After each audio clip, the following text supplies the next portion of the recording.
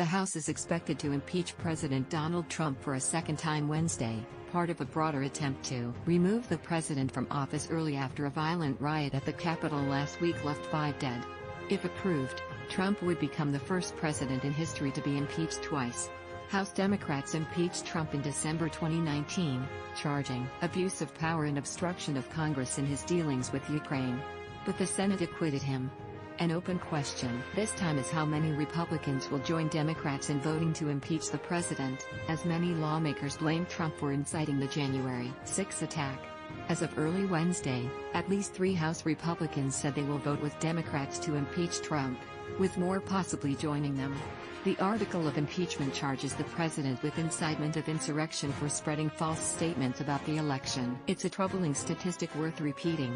The U.S. has more than 1.9 million confirmed coronavirus cases and 380,500 deaths, according to Johns Hopkins University data. Those numbers are expected to grow Wednesday as hospitals struggle to keep pace with the unprecedented surge and officials around the nation accelerate the delivery of COVID-19 vaccines. The U.S. government is asking states to speed up vaccinations to people over 65 and others at risk instead of holding back inoculations for a second dose.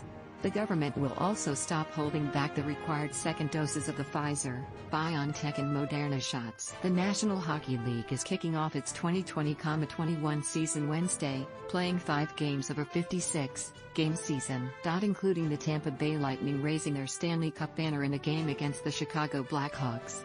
To minimize travel amid the coronavirus pandemic, and because of restrictions on movement across the U.S.-Canada border, the NHL set up an all-Canada division and realigned the other divisions. All regular season games and the first 2 rounds of the playoffs will be played within the division, with the top 4 in each division going to the playoffs. The hope is for the league to get back on track for a normal 82-game season in the 2021-22 season, which will likely begin in October.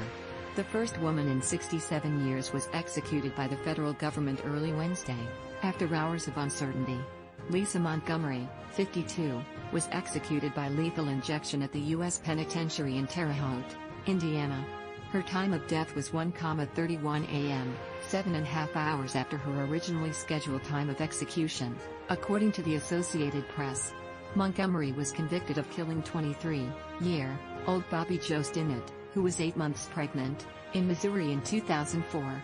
Authorities say she cut the baby from Stinnett's womb before attempting to pass the girl off as her own. Montgomery, who has a history of brain damage and being beaten, raped and trafficked, was put to death the day after a federal judge in Indiana halted the execution over concerns of her deteriorating mental health.